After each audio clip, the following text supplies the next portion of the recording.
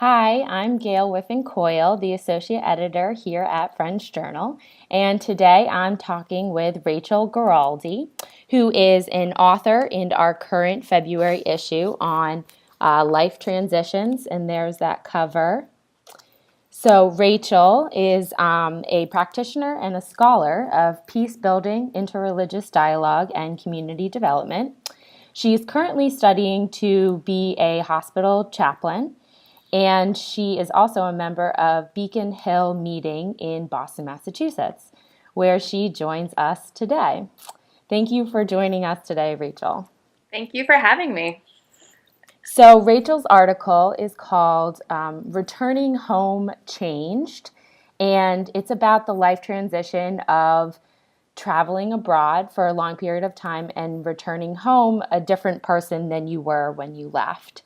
And so you open your article with an encounter with a store clerk in America in which you accidentally start speaking Spanish instead of English. And this is because you had recently returned from a pretty long 5-week journey to Spain, where you hiked the Camino de Santiago, which is the Way of St. James.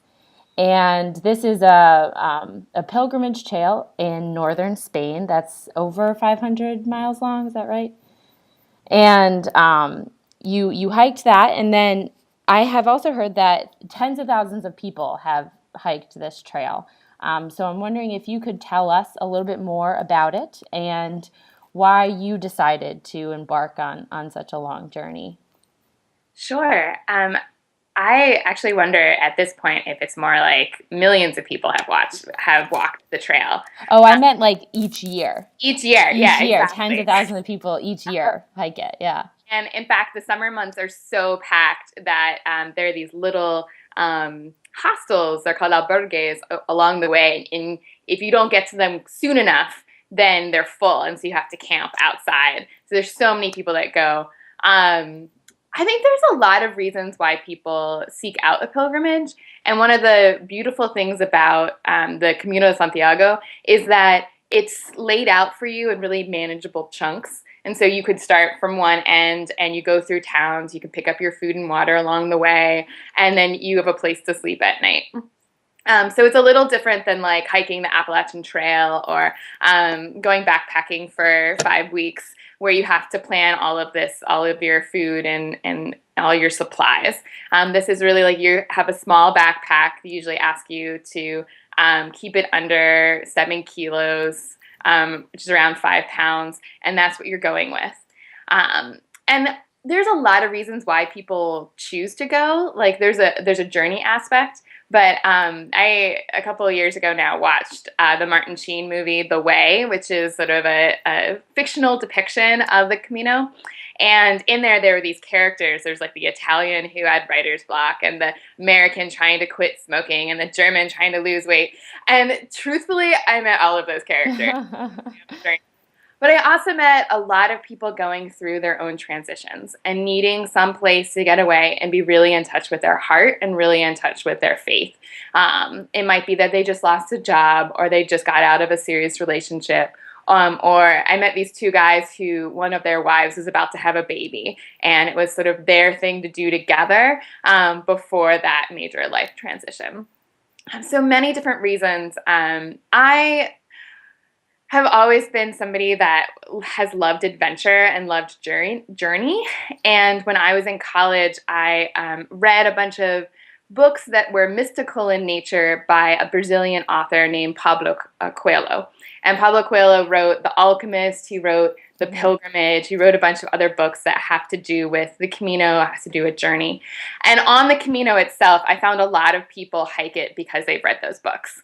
And it's sort of a silly thing. People are like, oh, I'm kind of ashamed that I read this book and I like want to go hike this journey. But it's really a jumping off point for a lot of people to get in touch again with their heart and with their faith. And so you use this trip as a jumping off point to talk about the experience of the return, which is one of the most more formative experiences in an individual's life. So, and then you go on to show how these experiences of returning, which you've done quite a few times now in your life, you say in the article you've traveled to over 23 different countries, um, and you say how the experience has shaped your sense of self, and in particular, your sense of self in relation to others. Mhm. What do you mean by that, and what role has the return played in your life? I think there's a lot of different answers to that. I feel like every time I return home, I've learned something different about myself, and I've learned something different about the world. And in that integration of my experiences back with my community, I learn a lot about the people around me as well. When I hiked the Camino in 2009, the prayer that I walked with was God teaching me how to love myself and how to love others. And I spent a lot of time thinking about myself and my place in the world and how I took care of myself, as well as my place in my community and how I took care of my community, and how I respected the experiences of other people around me. And I feel like that's a similar theme that's gone through a lot of my travels, where there's been sort of a duality between being alone, like within this travel, and really having that time away to be with myself and be with God. But then there's like the other part of that is the more I learn about myself, and I learn and reflect on my relationships with others, the more I learn about those relationships, the more I learn about my relationship with God. The more I spend time with God, I learn more about my relationship with others. It's sort of a very intimate collection. Martin Buber talks a lot about the I-thou relationship, and he talks a lot about the more we learn and experience life with others, the more we learn and experience life with God. And I've experienced both sides of that, particularly in my travels and with coming home. Yeah, I can really identify that with that as well. I've spent some time abroad, and I did a semester, about 5 months in Cape Town, South Africa, and then a summer immediately following in India. So I was away from home for a long time. And I remember coming back to Pennsylvania, where I live, um, feeling this reverse culture shock, which is a term that I hadn't heard of until I returned back and was working with the study abroad office at my university. And just feeling sort of lost and not really quite understanding why until I thought about it more intentionally, that I'm going through this process of return. And I think that a lot of people, like you said, feel that same way, but that it really helps to talk about it consciously and like move through that process and sort of integrate, use that word integration of the experiences that you have, and you're not leaving the journey behind, but you're just bringing it forward into your new life. And you talk about in your article, you used or you studied Joseph Campbell's The Hero's Journey, as a way to better understand your sense of self and how that changes upon return. So, what sort of advice do you have for people that are going on one of these journeys, about to embark on a journey, or coming home? Well, I wrote in my journal that, or in my article that,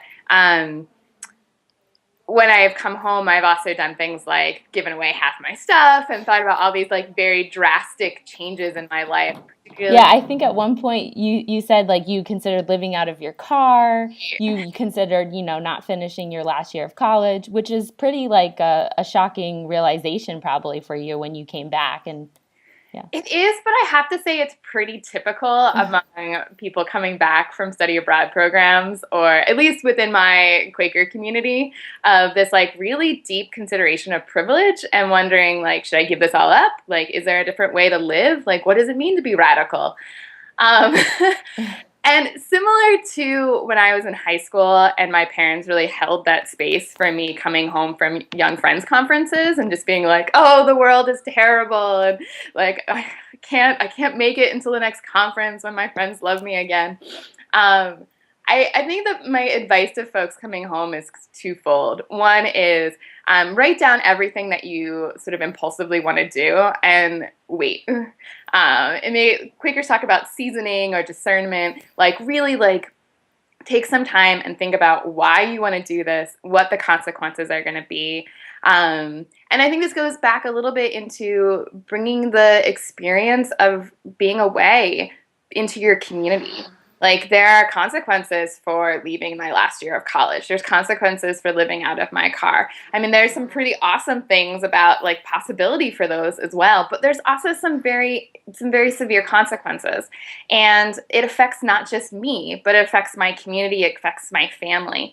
And so being able to write all those great ideas, those like, oh, that have so much energy down, and then wait a bit and do a little bit of discernment work around that is really important. And sort of with that, the second part is doing that discernment work in community, bringing people in. It may not be like your family that really, really, really wants you to finish college and has a very biased approach. I mean, it's important to listen to those voices completely. But having a group of people around you who can weigh all the voices that you're hearing and weigh all of the sort of the positive pieces and maybe the consequences and the challenges, and really listen to where you're being led in that and help you move into a place where, again, using my God language, where God is calling you to be, I think is really important. It both brings your community into the process, but it also sort of double checks at least it double checked my sort of radical, impulsive reactions to coming home and being a totally different person in the same place.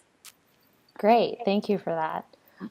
So I think that's all the time that we have for today. But I wanted to ask one more question, which is, what are your upcoming travel plans? Do you have any trips on the horizon?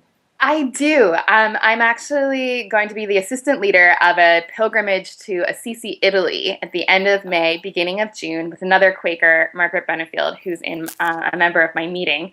And we're bringing a group of people over to seek both inwardly and outwardly in a very spiritual and looking at some history and how that informs our lives as well. And everybody's invited. So we've got a couple spaces left if anyone wants to join. Wonderful. And there's a link online, I'm assuming, where you can get more.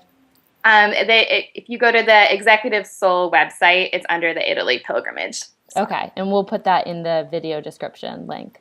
So, okay, well, thanks so much for talking with me today, Rachel. Readers can check out Rachel's article, Returning Home Changed, in our February issue on life transitions. And there's lots of photos from Rachel's trips in her article as well. So be sure to check that out. All right, thank you. Thank you so much. Bye.